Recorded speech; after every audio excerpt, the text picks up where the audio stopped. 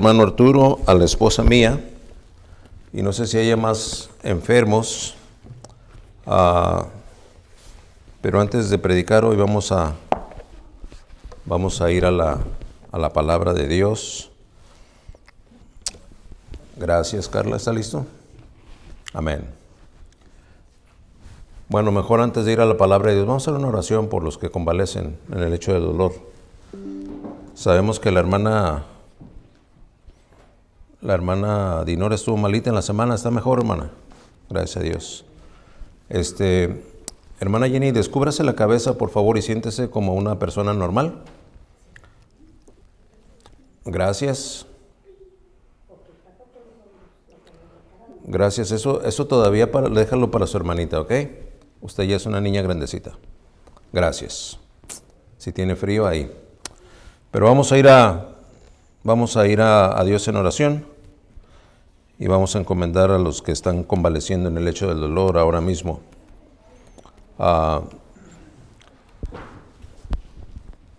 Qué bueno que entró Jimena, porque no hay cuidadora de niños ahora. Se van a tener que quedar aquí las grandecitas. Y la bebita, si se porta bien, también se quedará aquí, si no, ya tiene indicación la hermana de ir ahí atrás.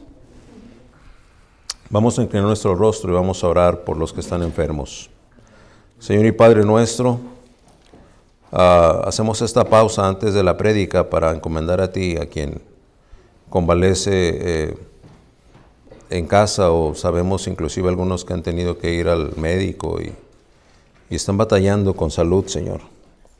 Sabemos que tú tienes un propósito divino en todo eso, y por eso, Señor, queremos encomendarlos a ti, para que tu poder se manifieste y, cumplido tu propósito, Señor, se recuperen o les des más de tu fuerza, de tu poder, de tu gracia para soportar en el hecho del dolor.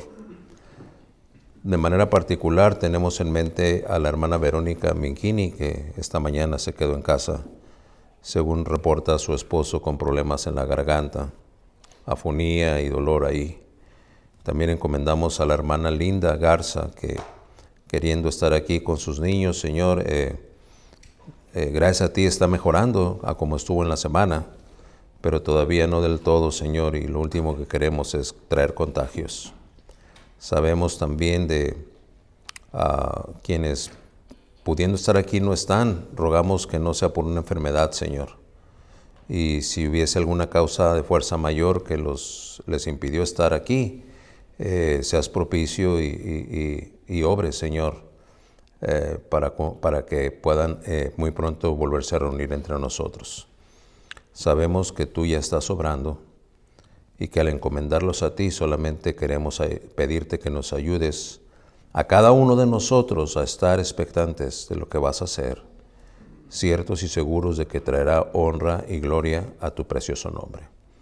Te lo pedimos en el nombre del Señor Jesús. Amén.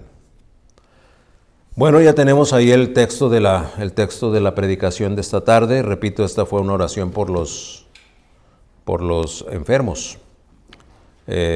Tendremos oportunidad de encomendar a Dios este mensaje, pero vamos a ir ahí a 2 Timoteo y vamos a ver lo que dice el capítulo 2, versículos del 15 al 19, en 2 Timoteo. Si sigue con su vista, ahí está la lectura. Siga y ponga atención, dice la palabra de Dios así. Procura con diligencia presentarte a Dios aprobado como obrero que no tiene de qué avergonzarse, que usa bien la palabra de verdad, mas evita profanas y vanas palabrerías, porque conducirán más y más a la impiedad, y su palabra carcomerá como gangrena, de los cuales son Himeneo y Fileto, que se desviaron de la verdad, diciendo que la resurrección ya se efectuó, y trastornan la fe de algunos. Pero el fundamento de Dios está firme, teniendo este sello: conoce el Señor a los que son suyos, y apartarse de iniquidad todo aquel que invoca el nombre de Cristo. Tremendo este pasaje, hermanos. Realmente tengo que decirle, parte de este pasaje fue una tarea que nos dejaron cuando fui al taller de predicación expositiva. Y traía muchas notas ahí y tengo que reconocer que me sobrepasó toda la información que podría tener.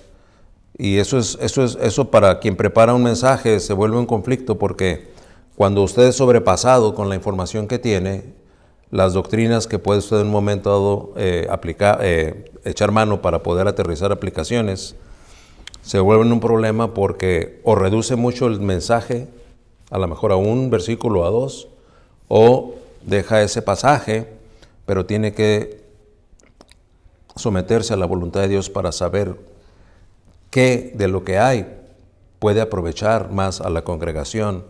Y repito, eso con la dirección del poder de Dios. Y en este caso fue la segunda situación que le acabo de mencionar. Así es que le voy a agradecer que ponga atención, porque a lo largo de todo el mensaje hay joyas doctrinales de bastante valor. Quisiera pensar que el mensaje, como muchos mensajes, avanzan gradualmente, llegan a un clímax en donde las aplicaciones más contundentes se aplican y luego ya llegan a una conclusión. Regularmente ese es el formato de la mayoría de los mensajes. Pero aquí se dispara, ¡pum!, y ahí se mantiene hasta que baja. Y cuando baja, mi oración es que el Señor haya hecho su obra en cada uno de nosotros. Vamos a leer todos a una voz, si tiene ahí su Biblia todavía, respetando los signos de puntuación que hay en ella. Vamos a leer el versículo 19. El versículo 19. ¿Sí la tienen todos? Leámosla todos a una sola voz. Dice la palabra de Dios: pero el fundamento de Dios está firme.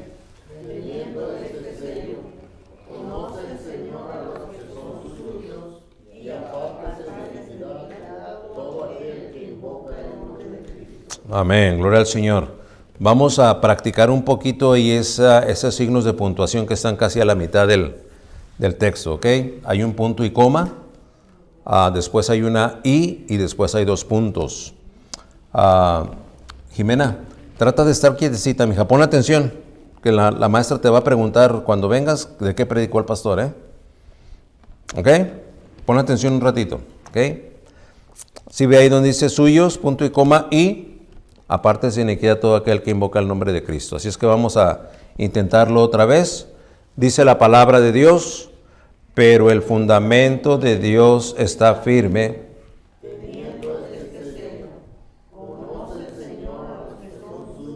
Y apártese de iniquidad.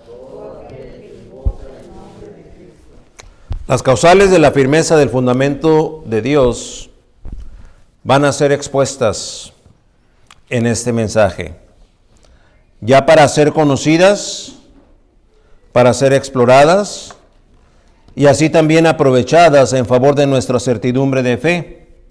Vemos y sabemos que ninguna edificación, sea esta pequeña, mediana o grande, ha de permanecer de pie por mucho tiempo en buen estado si su cimiento, si su fundamento no está firmemente edificado, ya sea porque está mal diseñado ese cimiento, ya sea porque quien lleva a cabo la obra no tiene la experiencia suficiente y la construye mal, también ya sea por los materiales que se utilizaron o bien se han de utilizar para construir aquel cimiento. Es que son muchos más de los que nos imaginamos los factores que merecen cuidado y consideración para que un fundamento alcance a ser confiable, precisamente por y para su firmeza. Cualquiera puede venir y construir un cimiento, pero construirlo firme, que pueda garantizar que va a resistir, que pueda garantizar que no se va a quebrar, que pueda garantizar que será suficientemente confiable, no cualquiera. Si se busca tener un cimiento firme, hay aspectos a considerar. Mecánica de suelos, por ejemplo.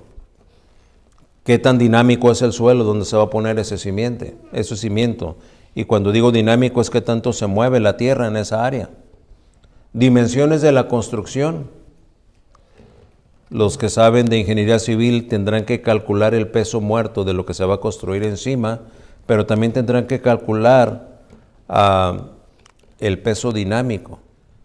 ¿Por qué? Porque en una construcción se calcula cuánto va a pesar lo que se pone encima y luego qué va a estar sucediendo encima de eso que se construye. ¿Verdad? Es algo que se tiene que hacer mucho, por ejemplo, en los puentes.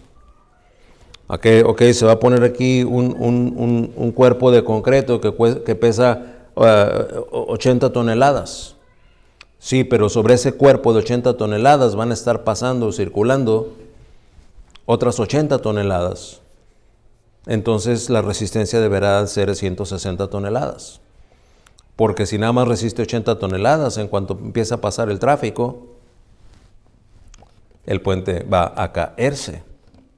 Así que sí, hay que calcular tanto el peso muerto como el peso dinámico, resistencia de estructuras, resistencia de materiales, resistencia de concreto armado, altura, si va a estar muy alto, la velocidad de los vientos, dónde va a estar, y de dónde o de qué dirección provienen aquellos, y muchos otros aspectos.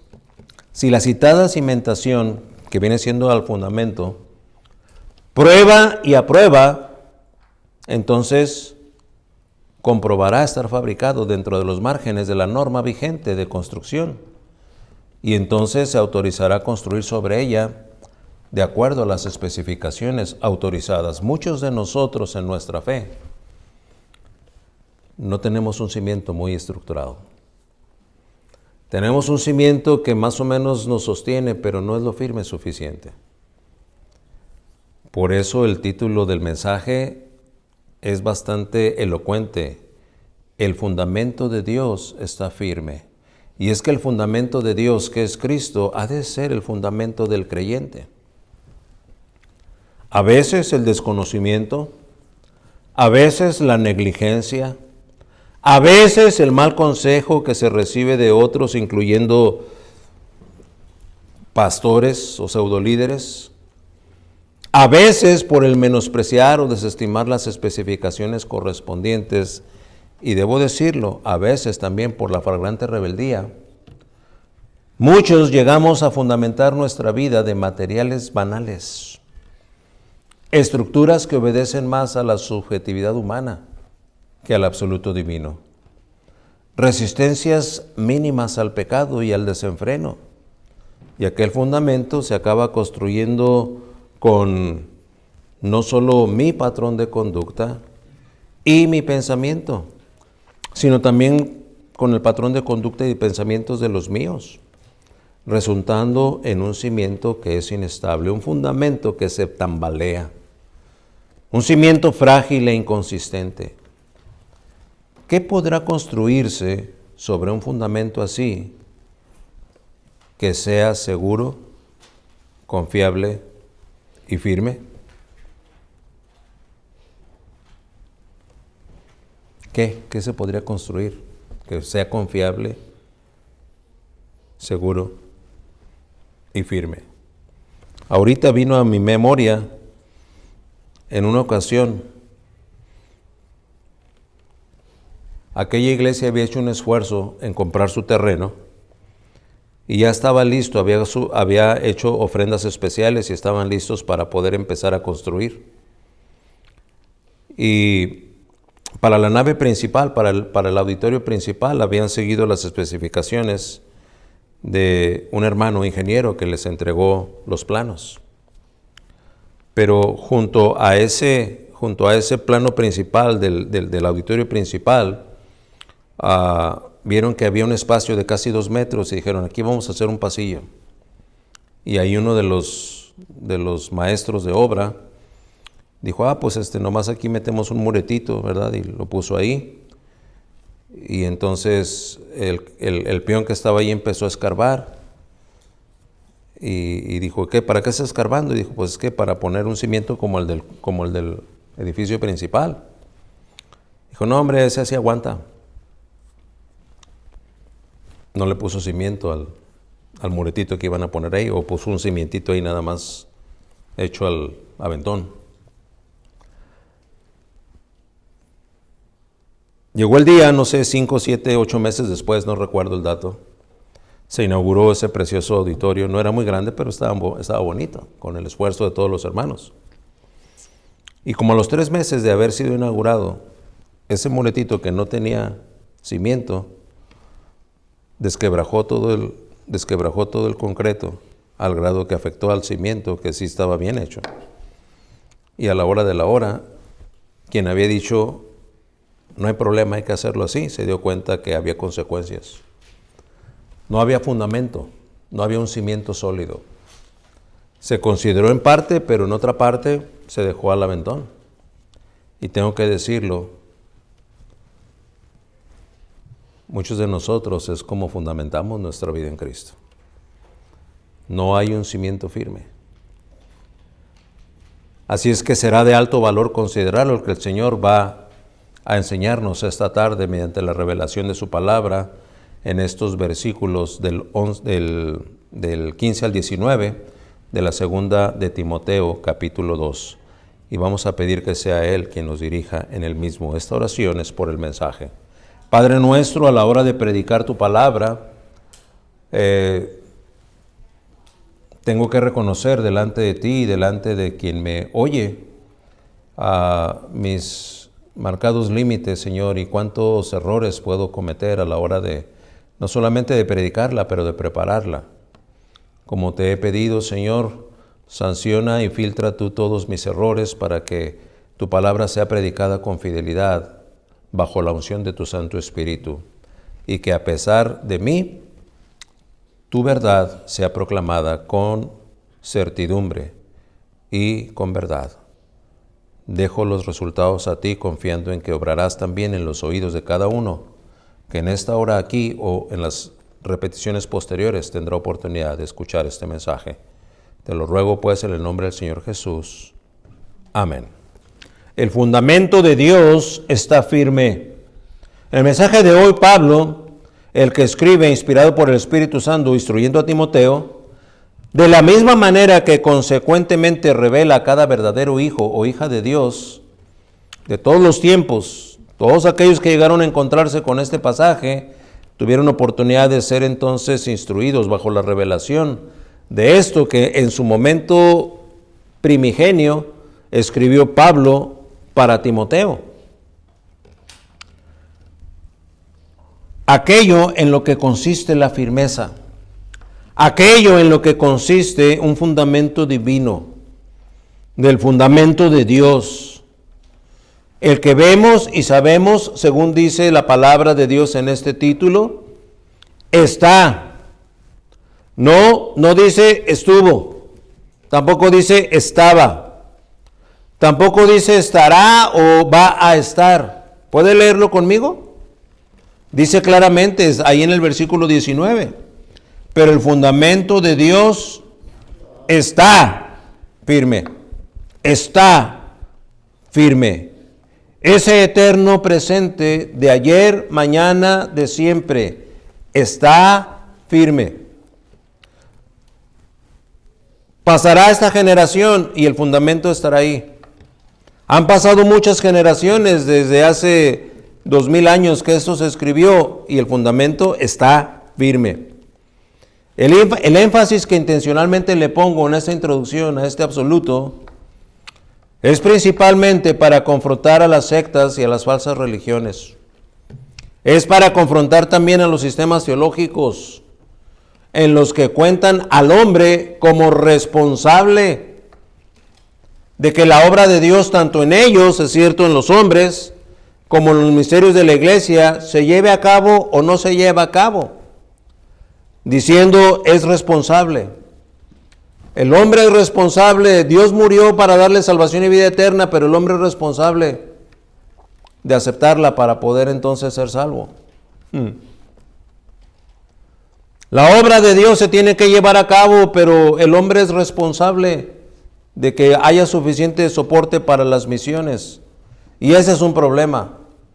¿Acaso no tendrá Dios poder por sobre esa presunta responsabilidad del hombre? Y es que tengo que decirlo, creí que lo había apuntado aquí, pero si no aparece me voy a regresar y voy a remarcarlo. Porque sí, cuentan al hombre como el responsable de que la obra de Dios, la que es de Dios, que se lleva a cabo tanto en ellos como en los ministerios de la iglesia, se asume que el hombre es responsable de que se lleve o no a cabo. Es que vamos a confrontar a las tendencias denominacionales que entre el echaleganismo, el sensacionalismo, el servilismo y pragmatismo arrastran a multitudes convenencieras urgidas de recetas de alegría, recetas de autopreservación, recetas de sintéticas y artificiales purgas de conciencia y no de evangelio bíblico. Proclamamos en el nombre de Dios, con Biblia abierta, estudiada, meditada, interpretada hermenéuticamente consigo misma, en el marco de una teología cristocéntrica,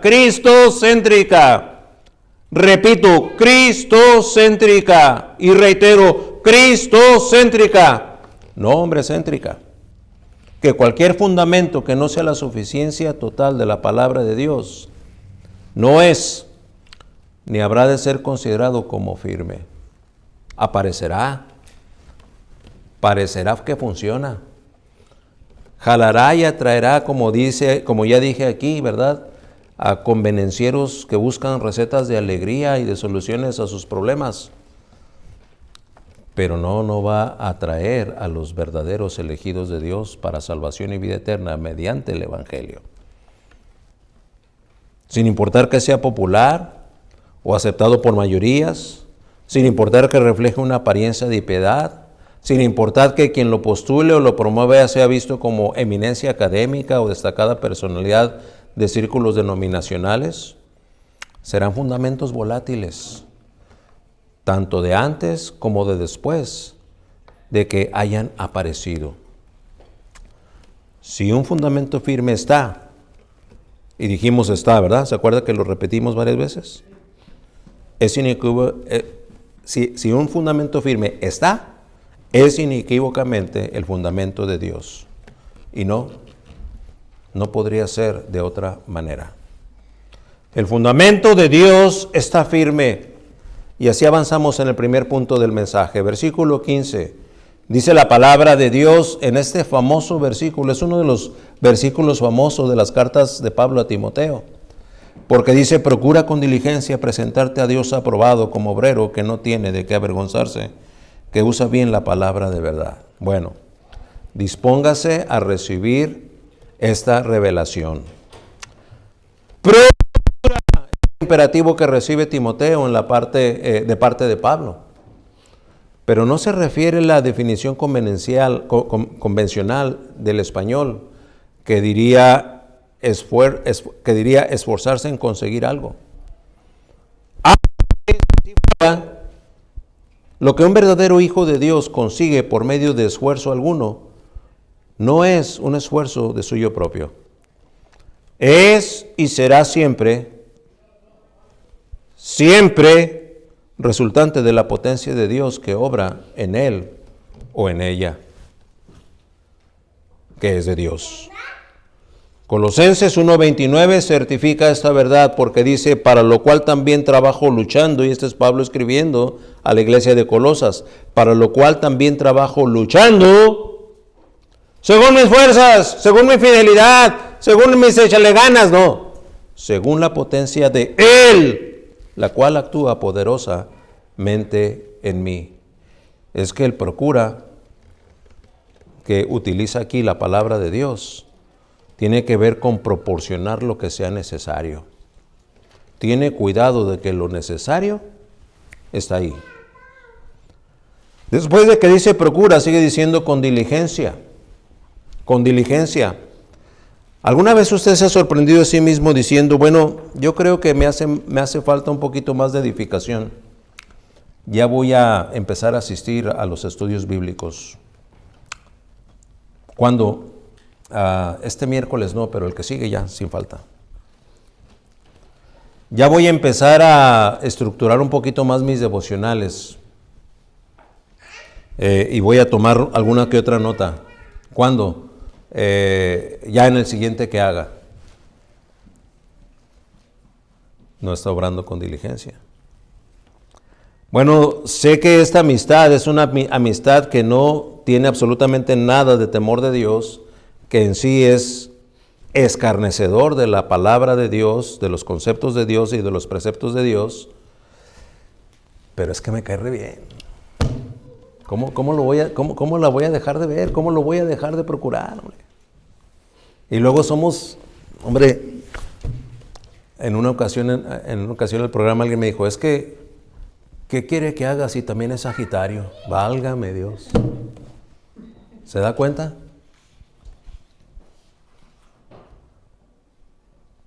Y no deja de verlo, no deja de procurarla, no deja de seguir cuchicheando ahí, compadreando y comadreando con él o con ella.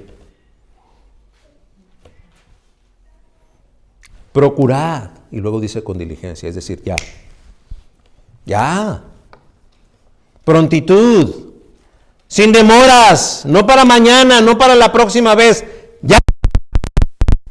También diligencia tiene una connotación de bien hecho, excediendo favorablemente las expectativas de propios y extraños. ¿Por qué se tendrá que procurar con diligencia? ¿Por qué dice aquí la palabra de Dios, procurad con diligencia? Pablo, no te aceleres, Pablo. Pobre Timoteo, ahí anda batallando con todos los idólatras de Éfeso. ¿Y tú le sales con que procure y luego con diligencia? ¿Es que acaso no se puede hacer según me sobre tiempo? ¿No me darás permiso de poder hacerlo según la energía me alcance y siempre y cuando tenga recursos? Bueno, este es su servidor hablándole. Sí puede hacerlo. Si depende de usted y si depende de su carne, es permisible. Y si depende de una larga lista de excusas. Pero quien depende de Dios ha de procurar con diligencia. Otra vez con diligencia. ¿Por qué pues insistir alguno? Bueno, porque por si no se ha dado cuenta, y este mismo pasaje nos lo dice, cada verdadero hijo de Dios, cada verdadera hija de Dios está siendo evaluado, está siendo examinado continuamente. ¿Qué es lo primero que usted piensa cuando se despierta? Ya está siendo evaluado por Dios. Y Dios le está redarguyendo de pecados y lo que usted piensa no es en la dirección de la piedad. Claro, siempre y cuando sea usted hijo de Dios.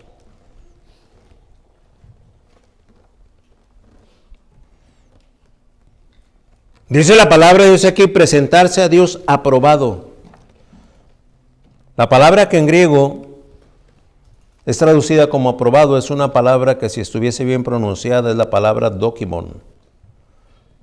El aprobado tiene que ver con ser aceptado después de haber sido puesto a prueba. Ese presentarse es como quien se presenta a un examen. Usted fue a la escuela, ¿no? Y si no, lleva a sus hijos a la escuela. ¿Cómo es cuando se está en periodo de exámenes en la escuela? A lo mejor durante las clases regulares o el periodo que se cursó, el chamaco o la chamaca a veces llegaban tarde, a veces iban sin el uniforme, a veces iban lagañosos, a veces ni llevaban lonche. Pero cuando hay examen, y luego anuncian, ¿verdad?, en la escuela, ¿saben qué? De tal día al tal día va a ser el periodo de exámenes. Ese día la cosa cambia, ¿verdad? Y esa semana no hay juegos de video, no hay convivencias ni socialités con la familia, es que hay que prepararse porque vienen los exámenes. Y no hay televisión, no hay esto, no hay aquello, estudia, prepárate. ¿Por qué? Porque es el periodo de exámenes.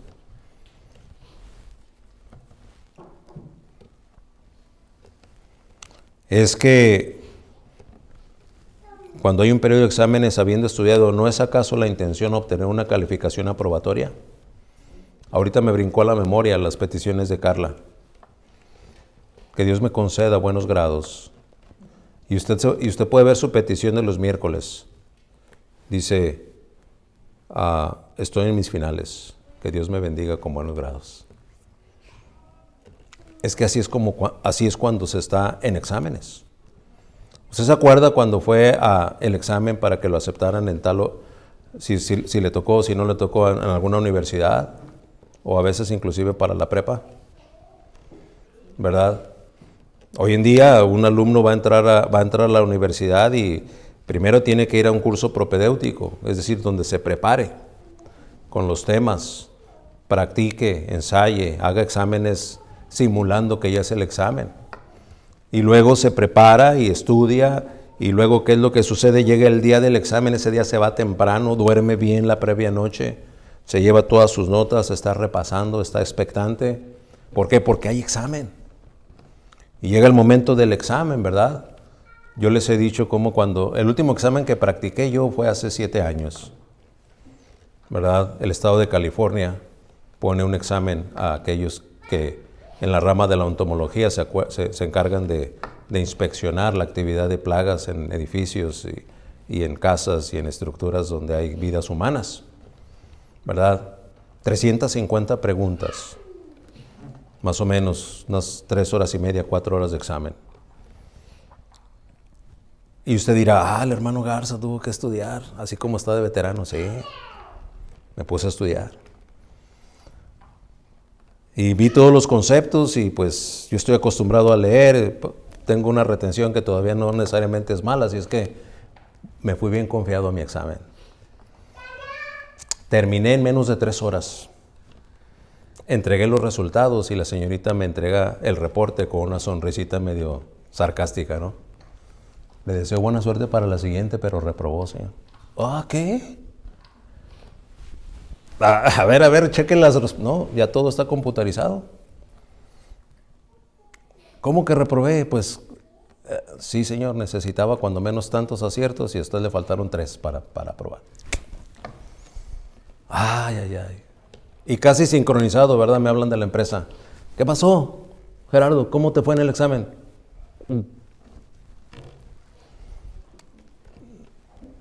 Reprobé.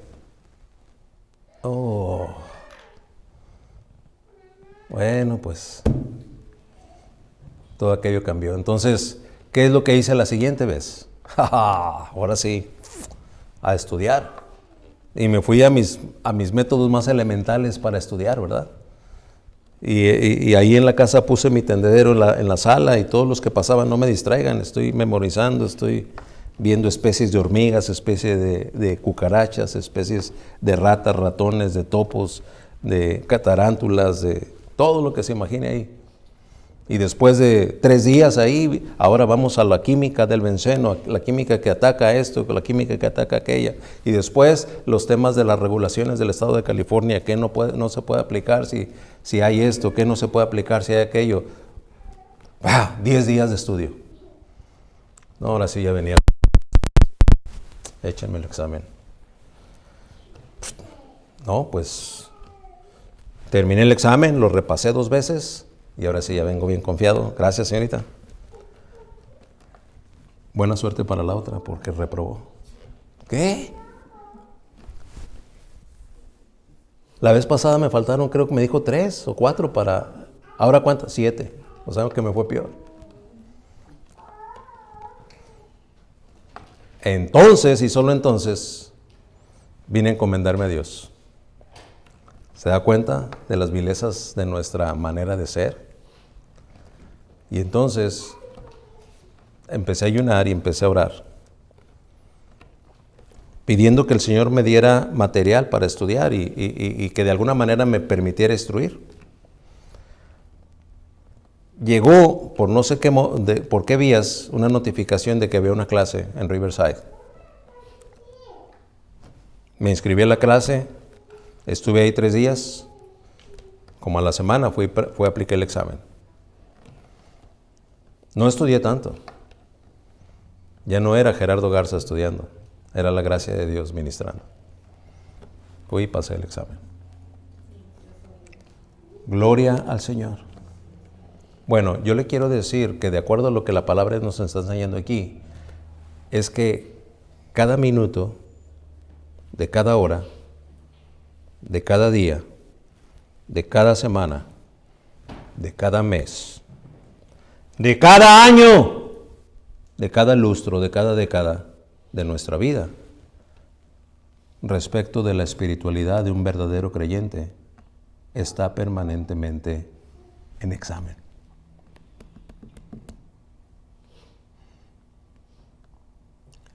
Ahora ya lo sabe, no lo sabía antes, ¿verdad? Por eso a lo mejor era negligente y era indiferente a las...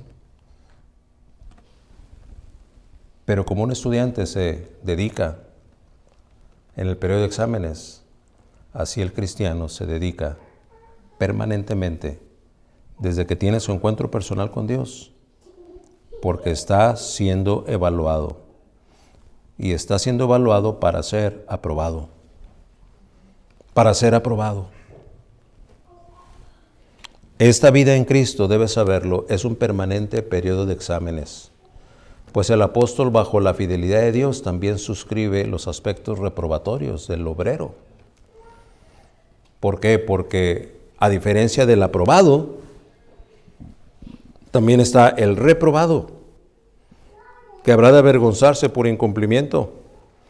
Reprobado porque no usar bien la palabra de verdad. ¿Qué sería usar bien la palabra de verdad? Atesorarla, memorizarla, aprenderla, vivirla. Yo no sé si usted que recibe el devocional todas las mañanas se dio cuenta de lo gozoso que estuve esta mañana por el devocional.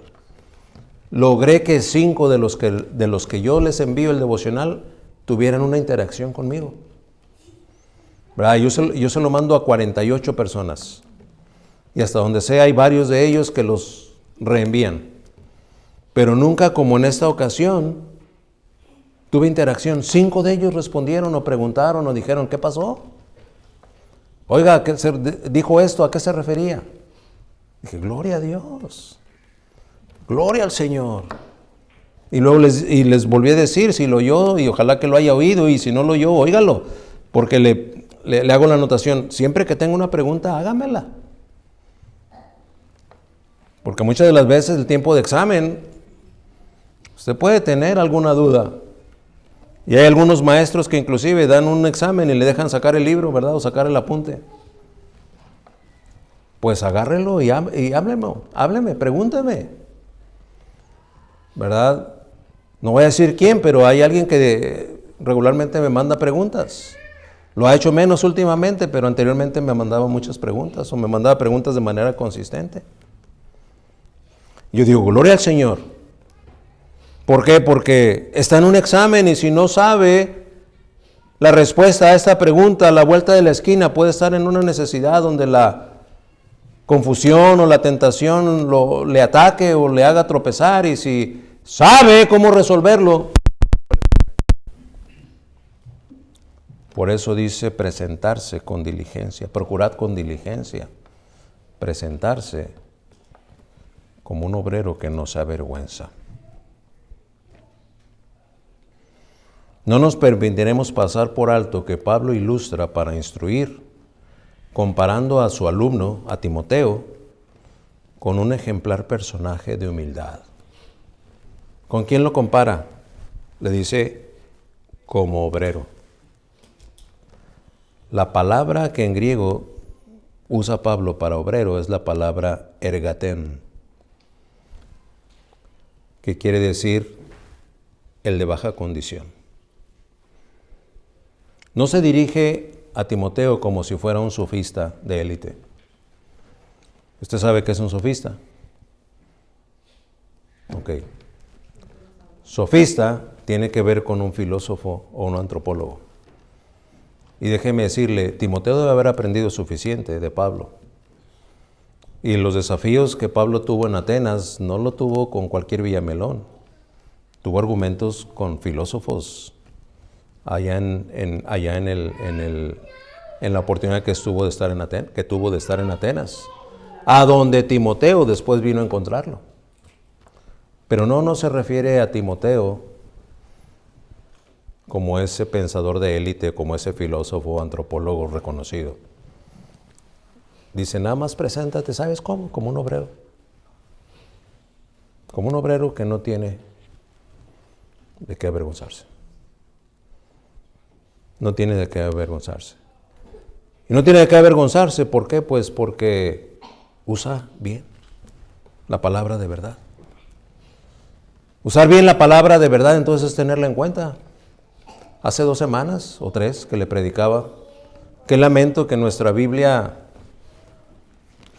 hoy día domingo, cuando lleguemos de la casa, será puesta ahí sobre un mueble y no se va a mover durante toda la semana.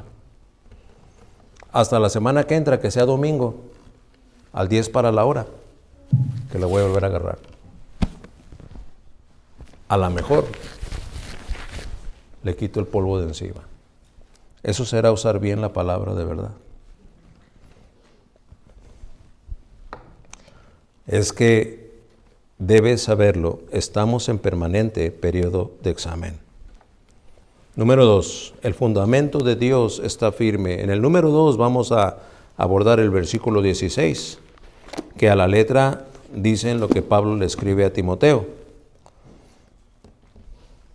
Mas evita profanas y vanas palabrerías, porque conducirás más y más a la impiedad. Conducirán más y más a la impiedad. ¿Qué es lo que va a conducir más y más a la impiedad? Pues las palabrerías, las charlas triviales. ¿Cuándo será el día en el que usted tome la oportunidad para interactuar con los que le rodean con palabra de verdad y no con palabrerías?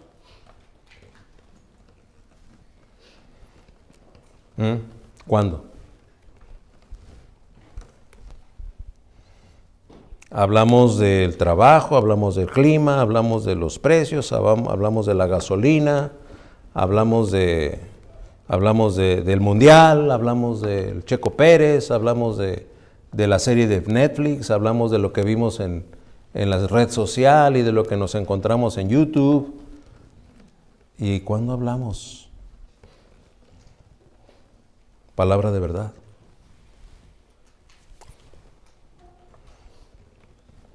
Las palabrerías conducirán más y más a la impiedad. Para complementar lo que se describe como resultado probable, Pablo aborda sistemáticamente las eminentes causales. Número 1, profanas y vanas palabrerías. ¿Ya notó usted el contraste diametralmente opuesto a la palabra de verdad? Por un lado la palabra de verdad, gloria al Señor, y por otro las vanas palabrerías. Hoy esta es una preciosa verdad, que Dios nos amó eternamente, según dice ella Jeremías. Dice, con amor eterno te he amado. El valor intrínseco que está en el ser elegido de Dios es que Él nos amó eternamente. Y eso es una bendición para mí, le da certidumbre a mi fe. El amor de Dios está de por medio. ¿Quién lo va a poder diluir? Si es un amor eterno. ¿Sabes tú si a ti Dios te ama con amor eterno? Ok, pregúnteselo a su vecino, pregúnteselo a su compañero de trabajo. Esa es palabra de verdad. En lugar de venir con conceptos de autoestima. Esta generación de cristal, ¿verdad? De todo se ofende.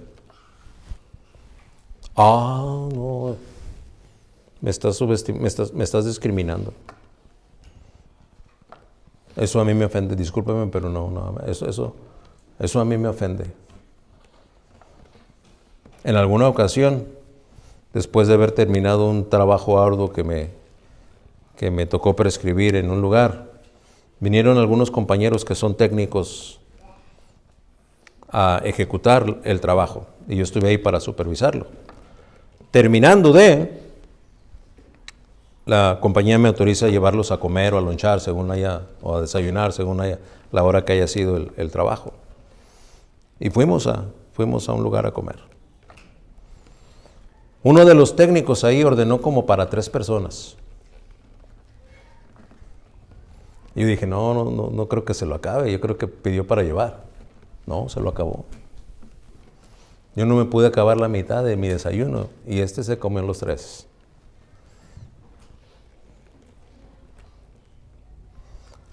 Dentro de los comentarios triviales que ingenuamente uno puede hacer, ¿verdad? A mí se me ocurrió decir, oye, ¿come bien usted? Entonces está flaco por su mala suerte, ¿no? Porque sí, evidentemente no está muy gordo. Está flaco por su mala suerte. ¿Usted ha oído ese refrán que a veces se dice? No, está flaco por su mala suerte porque come bien. Bueno, al día siguiente tenía un reporte en la oficina que había hecho un comentario ofensivo en contra del comilón. ¿Por qué? Se ofendió. ¿Se ofendió? ¿Se ofendió?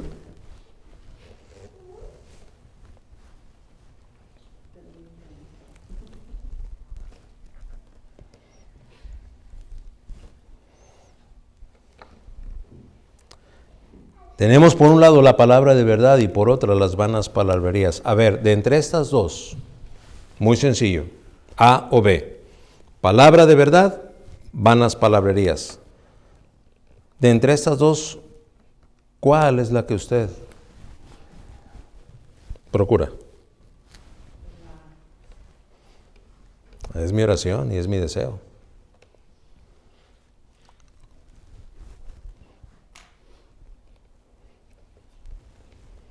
¿La palabra de verdad?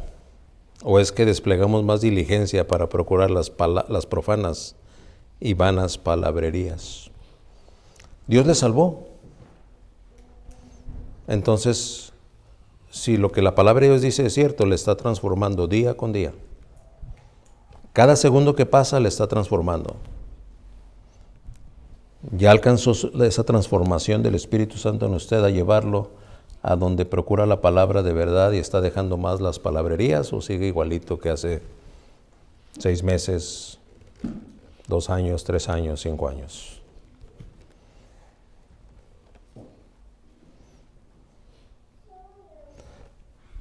Pues sea la primera que mencioné, la verdad, o bien sea la segunda, la palabrería. Dios nos apercibe mediante su revelación que la segunda, es decir, las palabrerías, son ruta directa y expedita a la impiedad. No, el hecho de que usted y el que habla se conduzca más y más y más en esa palabrería le va a llevar a la impiedad. La impiedad entonces no es un suceso espontáneo, es un conducirse de manera gradual y decadente, no haciendo caso de la advertencia, no haciendo caso de la instrucción, gradual y decadentemente. ¿Hacia dónde? Gracias por preguntar. A la impiedad. Y debido a que nuestra indiferencia y negligencia espiritual marcan nuestro proceder, Dios nos evidencia y nos descubre en un proceder que, debe saberlo, es vergonzoso. ¿Qué tan vergonzoso? No le voy a decir yo qué tan vergonzoso. Le vamos a preguntar a la palabra de Dios. Primera de Juan 2:28 en su parte B. El apóstol Juan escribe y dice: permaneced en él, para que cuando se manifieste tengamos confianza, para que en su venida no nos alejemos de él avergonzados. Hay de aquellos que a lo mejor queríamos patalear excusándonos. No, Señor, pues es que tú sabes, Señor, que pues tú sabes. O sea, y yo te dije muchas veces, tú sabes que yo no podía, que no podías. ¿Cuántas veces te hice llegar la instrucción y no hiciste caso?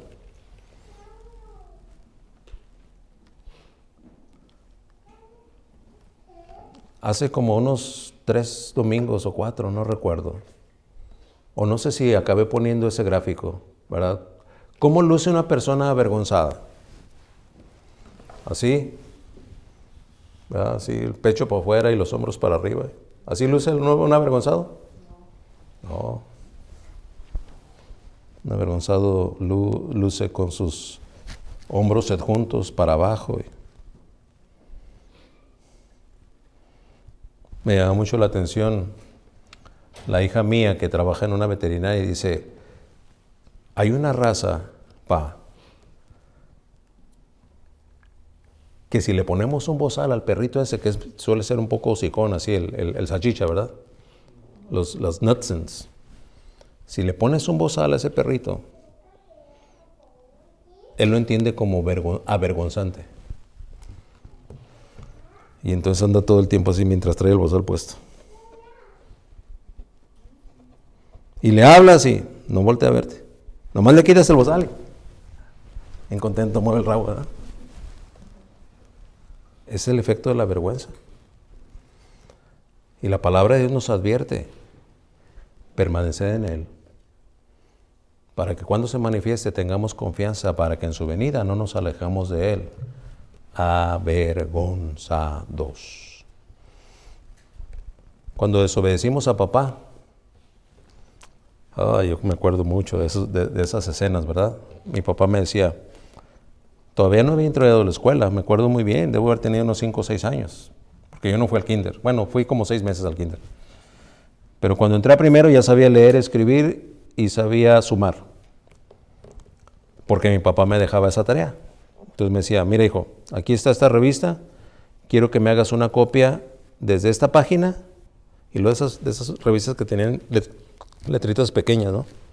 Desde la página 13 hasta la 16. Yo en una semana podía acabarme un cuaderno de 100 hojas haciendo copias de lo que me dejaba mi papá. Así es que, y en la tarde que llegue te la reviso. Entonces, había veces que yo terminaba. Y cuando terminaba andaba en la casa bien. ¿Qué pasó, pa? ¿Cómo estás, pa? Bien. Y cuando no terminaba, ¿dónde está Gerardo? Que no me vea, ¿verdad? Avergonzado. ¿Cómo se siente usted cuando de su vida devocional se trata? ¿Cómo se siente usted cuando se trata de una consistente y puntual asistencia a la iglesia? ¿Cómo se siente usted cuando ve la gracia de Dios sobre usted y usted todavía sigue siendo indiferente? ¿Cómo se siente?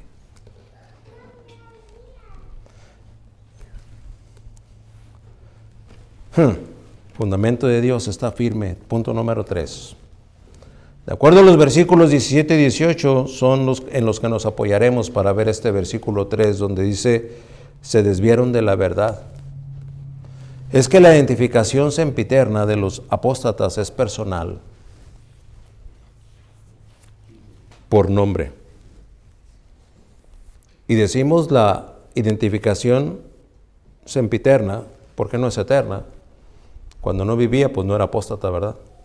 Pero nació, después profesó creer algo y renunció.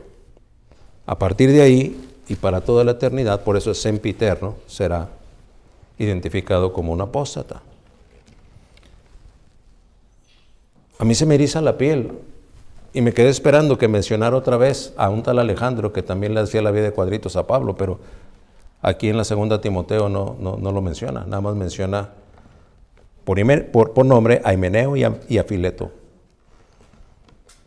Ya lo había mencionado allá en 1 Timoteo 1:20 cuando se refirió a los que lo abandonaron. Se olvidaron del apóstol, se olvidaron del padre espiritual que los había instruido y donde los tenía él en ministerios.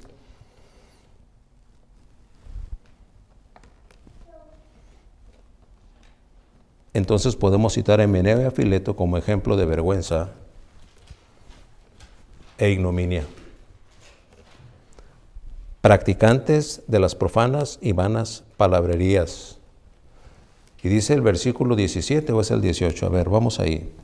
Dice el versículo 17, y su palabra carcomerá como gangrena, de los cuales son Himeneo y Fileto, 18, que se desviaron de la verdad diciendo que la resurrección ya se efectuó y trastornan la fe de algunos. Practicantes de las profanas y vanas palabrerías, dice que carcomen. ¿Sabe usted lo que es que carcomen? Es que está refiriendo a una mortificación y corrupción que consume poco a poco. Empezaron por desviarse de la verdad de ellos. Y mediante esas profanas palabrerías, desviaron a otros. Ya que dice el versículo 18, trastornan la fe de algunos. Trastornar quiere decir inquietar, alterar o perturbar a alguien.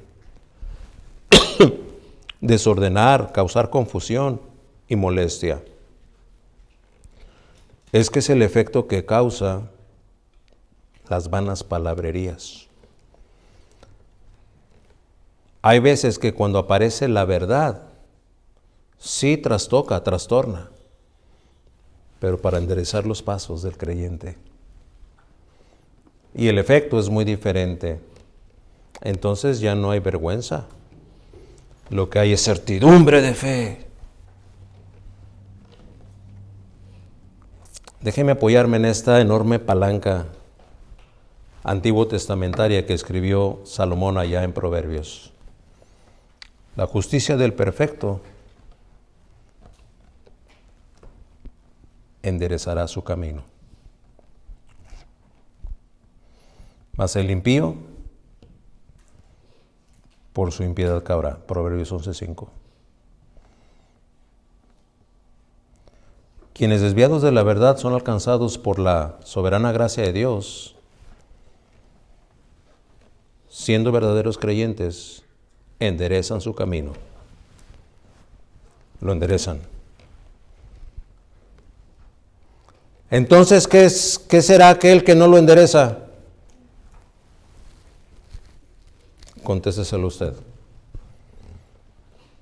Porque por precepto y principio bíblico y eterno y absoluto, quienes desviados de la verdad, siendo verdaderos creyentes, son alcanzados por la soberana gracia de Dios, mediante una instrucción, mediante una enseñanza, mediante una exhortación, enderezan su camino. ¿Lo enderezan? ¡Lo enderezan! Podríamos decir coloquialmente, esa práctica pecaminosa y manual se corta por lo sano. Ya, ahí está ahí. A una, no se espera, no le pone partes, no le pone capítulos. Ahí, hasta ahí llegó. El hombre que maneja la palabra de verdad rectamente, tal cual, no la cambia, no la pervierte, ni la mutila, ni la distorsiona, ni la usa con mal propósito en su mente. Por el contrario, en actitud de oración interpreta la Escritura, la luz de la Escritura. ¿Cuál era el sesgo de falsedad de doctrina que Himeneo y Fileto, ya ando componiendo nombres, no me gustó cómo sonó, Himeneo y Fileto? ¿Cuál era el sesgo de falsedad de doctrina que Himeneo y Fileto promovían? Que la resurrección ya se había efectuado. Teniendo en cuenta que estos falsos maestros estaban tocados del gnosticismo y que para el gnosticismo la materia es mala, la resurrección corporal era insostenible. Y eso desafiaba lo que Pablo había escrito. Eso desafiaba no solamente lo que Pablo había escrito, pero lo que los profetas habían profetizado. Pues ellos fueron los que dijeron que al tercer día resucitará, le levantará de los muertos. La referencia de la que podemos echar mano aquí es 1 Corintios 15:12. Pero si se predica de Cristo que resucitó de los muertos, ¿cómo dicen algunos entre vosotros que no hay resurrección de muertos? Ahí mismo en 1 Corintios 15, versículo 14. Y si Cristo no resucitó, vana es entonces nuestra predicación, vana es también nuestra fe. Versículo 15. Y somos hallados falsos testigos de Dios, porque hemos testificado de Dios que Él resucitó a Cristo, al cual, de acuerdo a esa enseñanza, no resucitó, si es que en verdad los muertos no resucitan. La resurrección, pues, ya efectuada, era para ellos como alegórica o espiritual.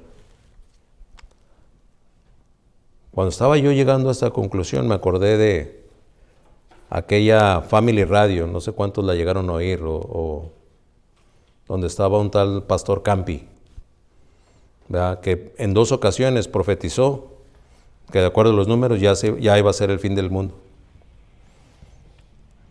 Y estoy hablando de hace unos 11 años tal vez, algo así, 10, 11 años, donde él aseguraba que ya faltan 5 días, faltan 4 días, faltan 3 días, faltan 2 días, y empezó a despedirse. Mañana va a venir el Señor. Mañana se va a manifestar y es la segunda venida del Señor. Y llegó el día y no llegó el Señor. Y entonces inmediatamente empezaron las llamadas. Oiga, ¿qué pasó? Usted dijo que iba a venir el Señor. Y dijo, no, es que eso fue un acontecimiento espiritual. No fue literal, fue espiritual. Bueno, pues así este Fileto y Himeneo decía, no, la resurrección fue espiritual, no fue en la carne. Ustedes y yo sabemos que cuando el cuerpo crucificado de Cristo se presentó con los apóstoles, retó a Felipe, ¿verdad? Si era Felipe, no, a Tomás, perdón, a Tomás. Retó a Tomás y le dijo, a ver, tú no creíste, Tomás, aquí estuve hace una semana, tú no estabas. Pero ven, eso no lo hace un espíritu. No obstante que ellos dijeron que el problema es que todo eso había sido espiritual.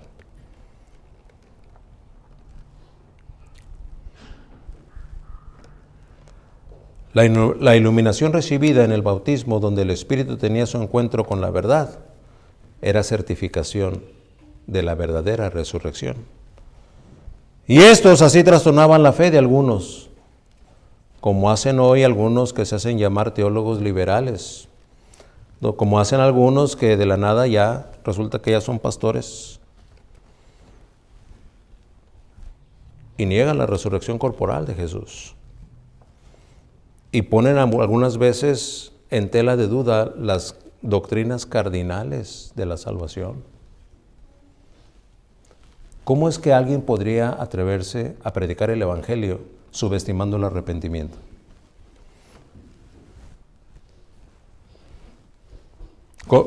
¿Cómo puede considerar eso alguien como bíblico si se precia de ser un verdadero creyente?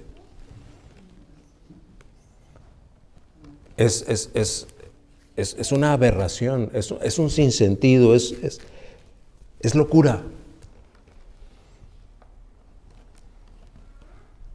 Es como decir que usted es mecánico y no sabe cuál es la llave de la 916 o la de media. Lo básico. ¿Usted es mecánico? Sí. A ver, páseme una 916 de ahí. Caray, pues ¿cuál será? ¿No la puede identificar? ¿No la puede identificar? A ver, pues páseme una de media. Pues ¿cuál será? Y entonces empieza a agarrar las llaves. Ay, esta no. Esta no. Cuando se tiene práctica, ¿verdad? Como el hermano Tony. Abre esa bolsita donde trae como 500 llaves y a la ciega saca la de media o la de 916, ¿sí o no, hermano?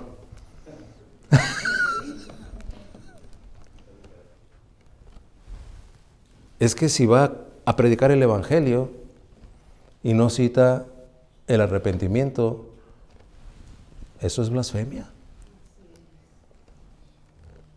Pero lo hemos oído, así como este par de apóstatas. Usted vaya y predique el Evangelio y no le hace que no mencione el arrepentimiento, hombre. Ahí el Espíritu Santo se encarga. Oh, sí. Entonces no es Evangelio. Dijo bien la hermana, sí, siempre celebro que la hermana me ayude a predicar. Gloria al Señor. ¿Cómo es posible que se llegue a decir todas estas barbaridades que son herejías y que son blasfemias y todavía afirmen profesar la fe cristiana? El fundamento de Dios está firme. Punto número 4. Conoce el Señor a los suyos. Esta frase del punto 4 en nuestro bosquejo es tomada por Pablo del testimonio de Moisés, escrito allá en Números 16:5. Podemos encontrar entonces que mucho de lo que escribe Pablo lo escribe no de suyo propio, hablando de su bagaje de conocimiento, de su bagaje de inspiración personal, pero del conocimiento que tiene de la ley y los profetas. Y además está inspirado por el Espíritu Santo. Cuando en el versículo 19 empezamos leyendo, pero el fundamento de Dios está firme teniendo este sello. Teniendo este sello. ¿Cuál es el sello? ¿Cuál es el sello que tiene? Dice, conoce el Señor a los que son suyos. El sello al que se está refiriendo está primeramente relatado allá en Números 16:5. Y habló a Coré, este es Moisés, en aquel desafío. Y habló a Coré y a todo su séquito diciendo, mañana mostrará Jehová quién es suyo. ¿Y quién es santo? Y hará que se acerquen a él. Al que él escogiere. Elección divina, ¿no? Al que él escogiere, él lo acercará así. Oiga, ¿y qué si aquel es qué si aquel no es responsable? Ay, pues qué pena, ¿verdad? Dios se va a quedar esperando.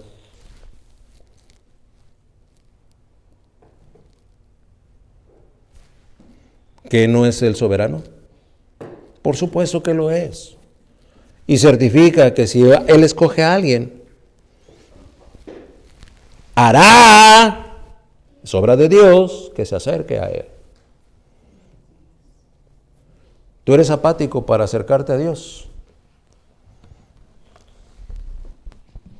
¿Cómo puedes explicar que si Dios te eligió, su poder no alcance, su poder alcanzó para salvarte, no alcance para traerte a Él?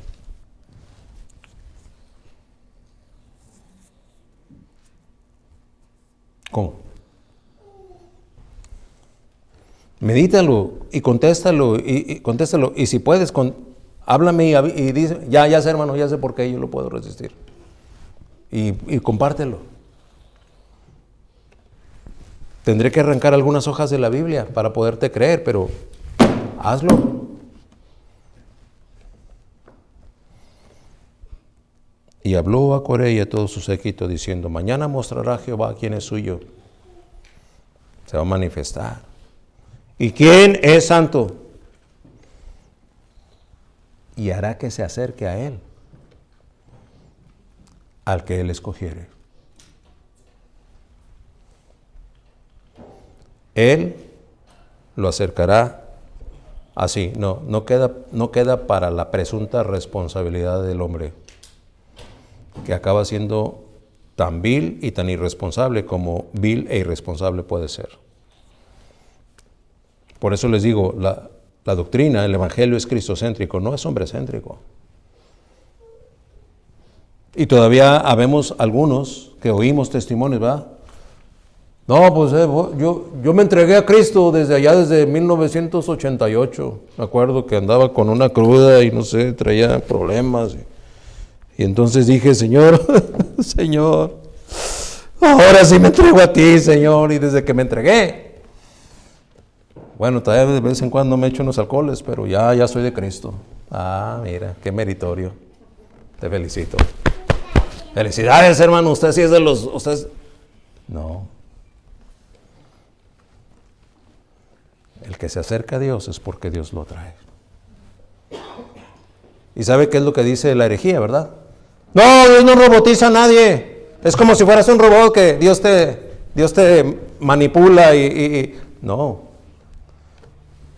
Es que su espíritu te cautiva al grado de que el amor te mueve a responderle. Mire, les pedí oración el miércoles a los hermanos. Dios mediante, ahora en la semana de Thanksgiving vamos a estar, mi esposa y yo, en Puebla.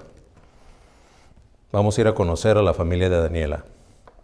Y Dios mediante, vamos a pedir su mano para que se case con Irán. Y desde allá exclamó Carla, ¿ya tan pronto? Ya. En junio, Dios mediante, se va a casar.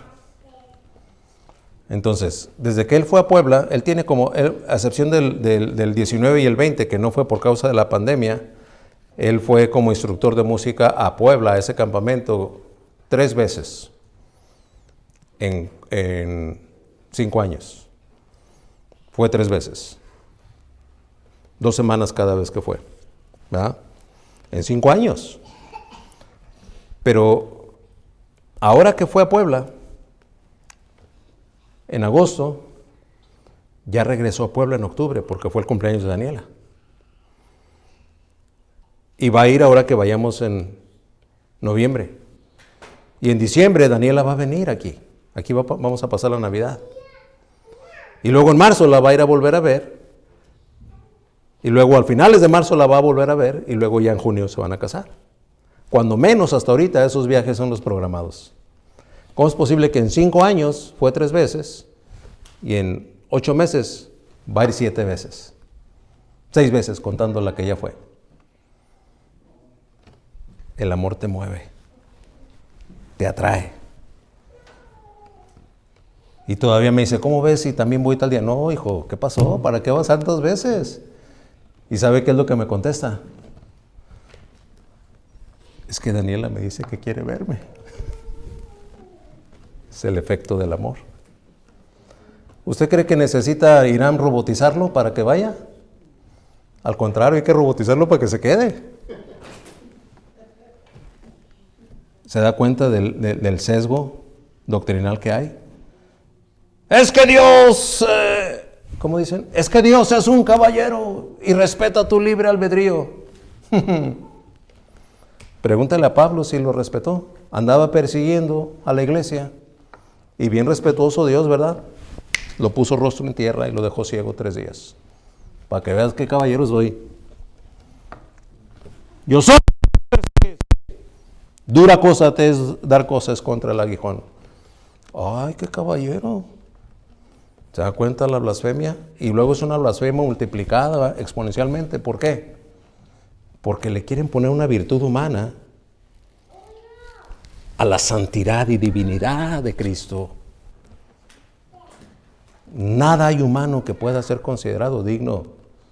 Pura vileza es lo que somos.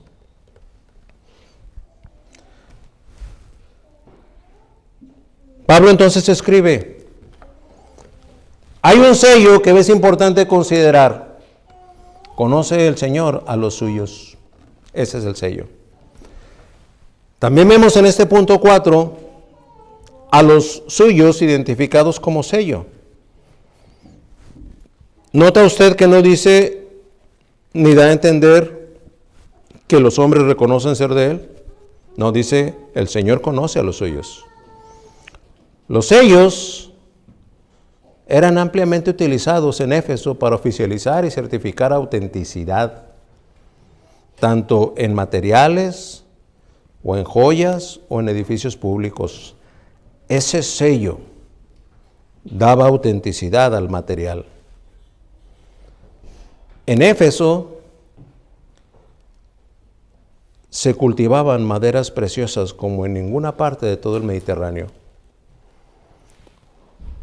Pero sobre todo los fenicios empezaron a encontrar maderas preciosas que así como los chinos son buenos para imitar, ¿verdad? Esos fenicios también empezaron a meter maderas preciosas y las vendían o las comercializaban como si fueran de Éfeso. Hasta que dándose cuenta los de Éfeso, decidieron empezar a sellar su madera. Esta es madera auténtica.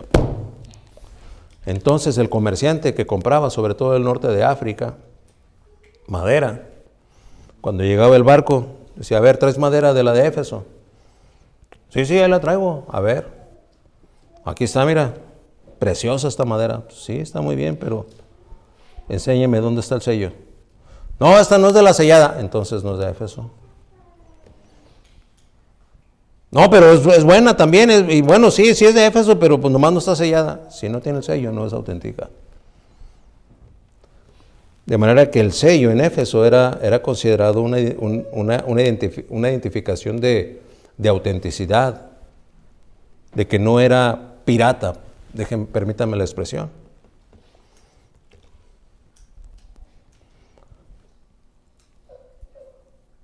Usted que no dice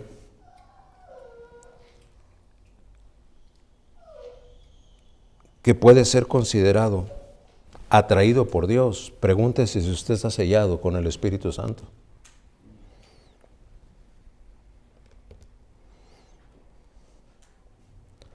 Entre los edificios, la gran mayoría de teólogos, historiadores y comentaristas coinciden.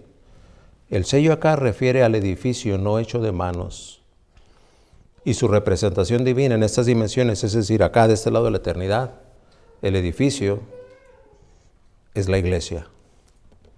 Mateo 16, 18, 1 Corintios 3, 10 al 12, Efesios 2, 20 y 21 lo certifican así. La aplicación doctrinal de ese término, sello o sellados, lo vamos a encontrar ahí en Efesios capítulo 1, versículo 13, en donde Pablo le escribió así a los hermanos de Éfeso. En él también vosotros, habiendo oído la palabra de verdad, el evangelio de vuestra salvación, y habiendo creído en él, fuisteis sellados con el Espíritu de la promesa. Ese versículo 1.3 está hablando de evangelio de 24 quilates. En él también habiendo oído, ¿cómo es que se cree? Por el oír. ¿Y oír qué? La palabra de Dios, la palabra de verdad, dice ahí. El evangelio de vuestra salvación. Y luego dice, y habiendo creído en él, sellados con el Espíritu Santo de la promesa. Después de esta angular conjunción en medio del versículo 19, dice, son suyos y leemos contundente imperativo, apártese de iniquidad. Apártese de iniquidad. ¡Apártese! Pablo cuenta con autoridad apostólica, sí, para emitir este imperativo tal cual. Sí, habremos de estar de acuerdo, pero asomémonos a lo que seguramente Pablo conoce de la ley, de los profetas y de los otros escritos. Tengo dos citas, pero vamos a asomarnos nada más a una. A ver, agarre su Biblia y busque Isaías 52. Vamos a leer todos a una voz ese versículo. Ok, Isaías 52.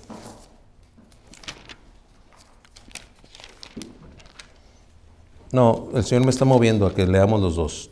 También busquen número 16, 26. Primero vamos a buscar Isaías 52, 11. Los hermanos que están aquí a mi izquierda, ¿ustedes, hermanos? Ok, van a leer Isaías 52, 11. Y los que están aquí a mi derecha, hermanos, números 16, 26. Ok, números 16, 26. 52, 11 de herejías, de Isaías.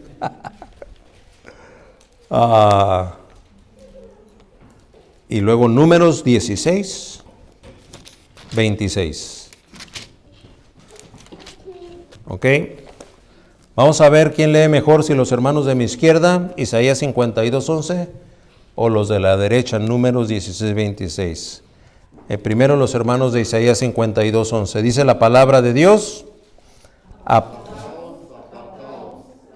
de ahí, no toquéis cosa inmunda, salid de en medio de ella, purificaos, los que lleváis los utensilios de Jehová.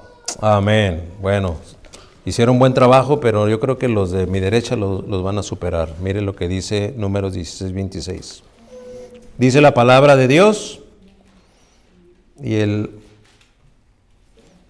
¿qué pasó? ¿No lo han encontrado? A ver, números 16, 26. Dice la palabra de Dios, y él habló a la congregación diciendo, apartaos ahora de las tiendas de estos hombres impíos, y no toquéis ninguna cosa suya, para que no perezcáis en todos los pecados. apártese de iniquidad. Es lo que le escribió Pablo a Timoteo. Por eso decimos, sí, cuenta con autoridad apostólica para emitir ese imperativo tal cual. Pero debemos estar de acuerdo que si nos asomamos a lo que Pablo sabía de la ley y los profetas, Números es parte de la ley, que no es parte del Pentateuco. E Isaías son los profetas. ¿Por qué maneja el mismo concepto? ¿Por qué es un iluminado? Bueno, definitivamente Dios está inspirándolo a través del Espíritu Santo. Pero Pablo conoce la Escritura.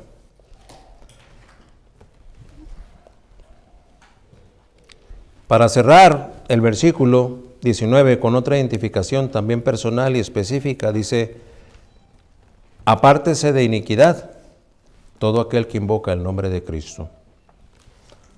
¿Podrá el que no es de Dios invocar el nombre de Cristo? No. No. Como tampoco estará en condiciones de presentar evidencia de que es un verdadero o verdadera, sin importar cuánto lo intente. Sin importar cuánto lo intente. Bueno, tengo 3 citas. Para ya no cargarlos de citas, esta es la última. Vamos todos a Santiago 2:14. Santiago 2:14. ¿Podrá el que no es de Dios invocar el nombre de Cristo? Absolutamente no.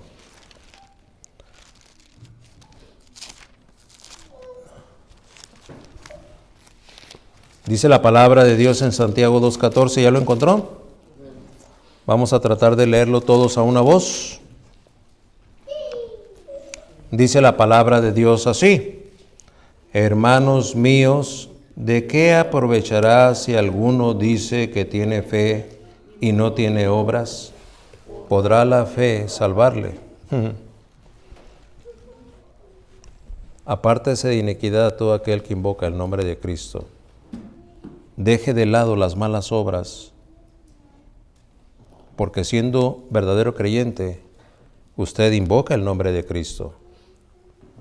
Reitero, ¿podrá el que no es de Dios invocar el nombre de Cristo? No, jamás.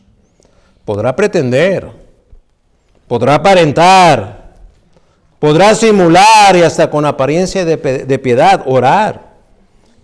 Pero según lo que dice el mismo Pablo en 2 Timoteo 3:5, apariencia de piedad, pero negarán la eficacia de ella. ¿Y sabe qué es eficacia? Capacidad para conseguir a un nivel óptimo un resultado determinado. Así como en el versículo 19 leemos, encontraremos los 4 vocablos que denotan la estabilidad eterna, ese fundamento de Dios que está firme. 4 vocablos que denotan estabilidad eterna. ¿Cuáles son esos vocablos? Número 1, fundamento, Cristo. Firme habilidad de Dios. Sello, el Espíritu Santo y su divina obra. Y conocimiento, el de la verdad, de la vida eterna. El fundamento de Dios está firme. Hermanos, hermanas, Dios nos ha revelado así los factibles motivos de nuestra fragilidad, inestabilidad e incertidumbre. ¿Acaso no es así como los que sin ser de Cristo se sienten y de hecho están frágiles, inciertos, inestables? De ahí que necesiten sustancias, necesiten escándalos, necesiten modas, necesiten seguir a la corriente de este mundo, tanto por el presente como lo porvenir. Todo lo que tengo que decir al cerrar este mensaje es que si Dios le ha hablado, y si usted ha oído el mensaje de Dios, ahora puede creer en Él. Entonces crea y arrepiéntase delante de Cristo. Así Él será su fundamento. Y por lo que Dios nos ha revelado hoy, Él está firme. Entonces y solo entonces usted